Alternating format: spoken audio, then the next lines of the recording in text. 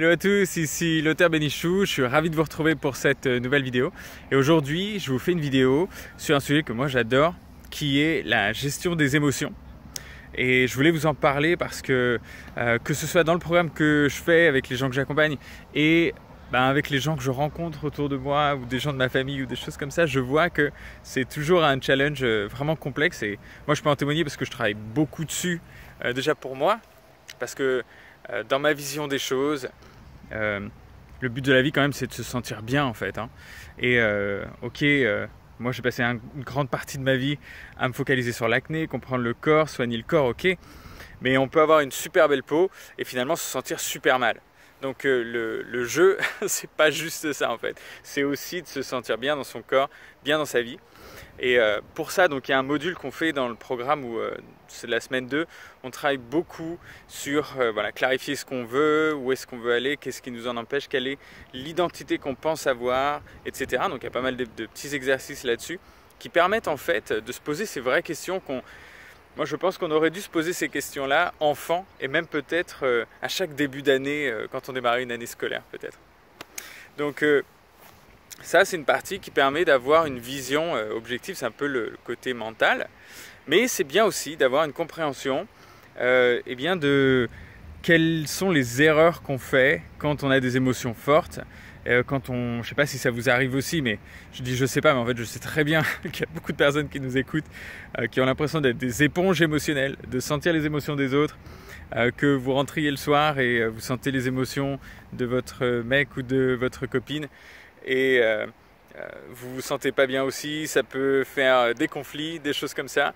Donc ça fait partie en fait de ce qu'on ne nous apprend pas à l'école. Si on a eu la chance d'avoir des parents super éclairés qui ont passé du temps à nous apprendre comment fonctionnent les émotions, c'est merveilleux, mais c'est encore pas la grande majorité, ça n'a pas été mon cas, même si j'adore mes parents. Donc c'est quand même super important, je pense, d'aborder ces questions-là parce qu'elles nous aident dans tous les domaines. Et je vous en parle parce que ça fait partie de mes valeurs, ça fait partie des choses que moi j'ai envie de transmettre aussi. Parce que je travaille beaucoup dessus, parce que je pratique certaines choses qui me permettent d'atteindre un niveau j'ai envie de dire, de joie qui est relativement plus stable qu'avant dans ma vie. Je me compare qu'à moi, hein. Et je sais que ça vient bien de ces compréhensions-là et de ces pratiques-là. Donc la première compréhension, c'est que quand on a des émotions fortes, et généralement qu'est-ce que c'est une émotion forte? C'est de la peur, c'est peut-être parfois de la culpabilité, on va avoir aussi des émotions fortes comme la colère ou des choses comme ça. Et en fait ce qu'on a tendance à faire, c'est qu'on les laisse rentrer, ces émotions-là, mais on ne sait pas les sortir en fait. Parce que depuis qu'on est enfant, on nous a appris à pas trop de bruit, ne dérange pas les autres avec tes émotions, si tu cries, c'est pas ok, ou des choses comme ça. Donc ça fait partie des choses qui expliquent qu'on va garder les émotions comme ça, et on va commencer à ruminer et avoir beaucoup de pensées. Et je ne sais pas si vous vous en êtes rendu compte, mais dans notre société, c'est pas accepté qu'on soit énervé, et encore énervé ça va. C'est pas accepté en fait qu'on manifeste beaucoup nos émotions. Par contre, ce qui est accepté, c'est d'être en dépression. C'est d'être triste. Ce qui est accepté, c'est d'avoir des accès de colère contre les autres, des choses comme ça. Même si on les condamne, on les connaît ces choses-là, on les a vues autour de nous, il suffit de rester il suffit juste de regarder les infos pour savoir que ça fait partie de notre quotidien et que c'est relativement accepté.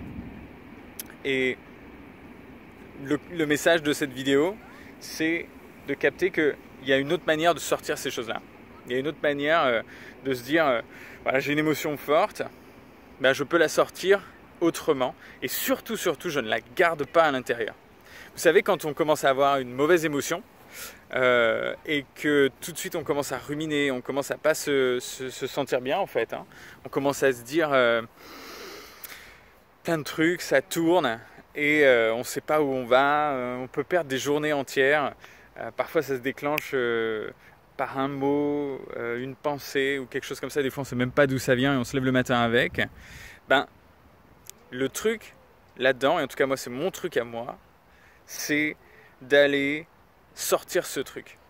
C'est d'aller ressentir cette émotion, de ne pas se regarder un Netflix à ce moment-là ou faire quelque chose ou se remettre dans son travail. Moi j'étais très fort là-dessus, je me focalisais juste sur mon travail, je me dis allez, je travaille, et puis ça me faisait penser à autre chose.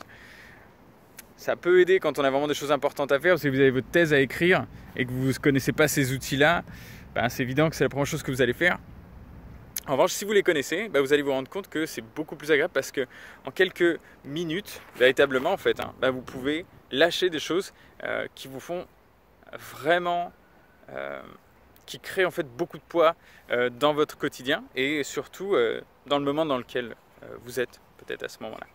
Donc la chose que je peux vous encourager à faire, et moi c'est mon modèle qui marche bien, je sais qu'on a chacun notre chose, on a des gens qui ont plus facilement, ils expriment leur colère, ils vont... Voilà, la chose que je vous dirais, c'est peut-être de vous isoler quand vous sentez une grosse émotion monter. Et si votre modèle, c'est sortir la colère, eh ben, c'est sortir la colère, c'est taper sur quelque chose, c'est de ne pas la laisser à l'intérieur de vous, d'utiliser ce corps en fait pour pouvoir faire sortir l'émotion. Je pense que ça, c'est crucial. Moi, mon modèle, et c'est peut-être comme ça que j'ai été élevé, je ne sais pas. En tout cas, j'ai eu cette sensibilité. Pour moi, c'est plus simple d'aller pleurer en fait. Alors, c'est pas très viril, ok, mais il faut du courage pour le faire. Et si c'est un modèle que vous avez vous aussi, bah, sachez que c'est pour moi en tout cas le modèle qui marche le mieux. Après, c'est mon modèle perso. Après vous, si c'est la colère, si c'est autre chose. L'important, c'est que ça secoue assez votre corps pour que l'émotion sorte. Parce qu'en fait, ce qui se passe quand les émotions sortent, les émotions fortes sortent, bah, qu'est-ce qui reste ? Eh bien, il reste de la joie. Il reste... on est dans le moment, en fait. On a beaucoup moins de lourdeur là-dessus. Et je vous partage ce moment parce que c'est un moment dans lequel voilà, je me sens bien là. Et du coup, j'ai envie de vous faire partager ça. J'ai envie de faire cette vidéo avec vous. Bien entendu, je ne me sens pas bien tout le temps. Je ne suis pas le Bouddha. Et d'ailleurs, c'est ce qui me permet en fait d'aller trouver ces outils, les explorer et ensuite de vous les transmettre. C'est parce que en vivant ces fortes expériences, etc. Et puis moi, en pouvant passer ce temps à rechercher, à travailler avec des chamans, avec des gens qui ne font que ça de leur vie parfois, eh bien, je vais aller découvrir des choses merveilleuses qui permettent d'améliorer la qualité de notre quotidien, la qualité de notre vie, parce que tout ne passe pas par les médicaments, tout ne passe pas par les compléments alimentaires, tout ne passe pas par juste avoir le bon état d'esprit. On a énormément de systèmes dans notre corps qui font qu'on est en bonne santé, qu'on apprécie la vie, qu'on est dans la joie. Et je pense que c'est un peu la quête de ma vie, ce chemin-là. Et donc, c'est un plaisir de pouvoir partager ça avec vous. En tout cas, j'espère que cette vidéo a pris du sens pour vous. J'espère que vous l'avez appréciée aussi. Je vous la fais vraiment spontanément. Je venais de faire mon petit jogging et j'ai décidé de m'arrêter et de vous faire cette petite vidéo-là. Si vous l'avez apprécié, n'hésitez pas à mettre un petit pouce bleu, à me poser aussi des questions. N'hésitez pas à me dire, vous, qu'est-ce que c'est votre manière d'évacuer des émotions lourdes pour vous et si ça vous parle ce que je vous ai communiqué. Et si vous voulez vous débarrasser de l'acné ou quand vous aurez envie de le faire et de comprendre plus votre corps là-dessus, vous savez que nous, c'est notre activité, c'est ce qu'on fait. Donc, vous pouvez trouver le lien vers un webinaire et vous trouverez aussi comment nous contacter à travers, dans la description de cette vidéo. Et puis, eh bien, si vous n'êtes pas encore abonné à la chaîne, je vous invite à le faire. Si vous avez envie de voir d'autres vidéos comme ça. Et je vous invite à prendre bien soin de vous. Et on se retrouve avec grand plaisir dans la prochaine vidéo. Ciao, ciao!